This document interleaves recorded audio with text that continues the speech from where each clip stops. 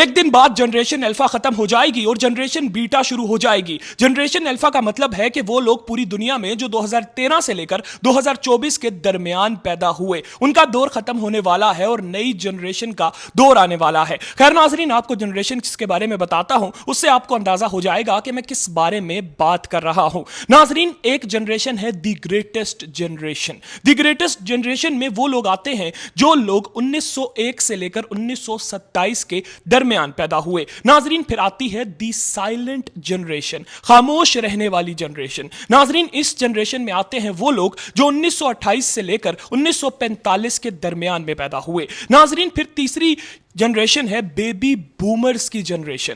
Baby boomers की generation में वो लोग आते हैं जो 1946 से लेकर 1964 तक पैदा हुए। नाजरीन, उससे अगली जनरेशन है जनरेशन वाई, जिसको जनरेशन मिलेनियल्स भी कहा जाता है। नाजरीन, इस जनरेशन में वो लोग आते हैं जो लोग 1981 से लेकर 1996 के दरमियान पैदा हुए। नाजरीन, उसके बाद आती है जनरेशन जी। जनरेशन जी में वो लोग आते हैं जो लोग 1997 से लेकर 2012 के दरमियान पैदा हुए। मैं जनरेशन जी हूं। खैर नाजरीन, उसके बाद आती है जनरेशन अल्फा। जनरेशन अल्फा वो जनरेशन है जिस जनरेशन में 2013 से लेकर 2024 तक लोग पैदा हुए। नाजरीन, अब जो जनरेशन आने वाली है ये होगी जनरेशन बीटा, और जनरेशन बीटा में वो लोग शामिल होंगे जो 2025 से लेकर 2040 के दरमियान पैदा होंगे। नाजरीन, एक दिन रहता है और उसके बाद जनरेशन अल्फा का दौर खत्म हो जाएगा। मतलब कि 2013 से लेकर 2024 तक जो लोग पैदा हुए वो जनरेशन अल्फा में थे, और अब जो 2025 में पैदा होंगे वो होंगे जनरेशन बीटा में। नाजरीन, जनरेशन बीटा औलाद किसकी होगी? जनरेशन बीटा औलाद होगी जनरेशन वाई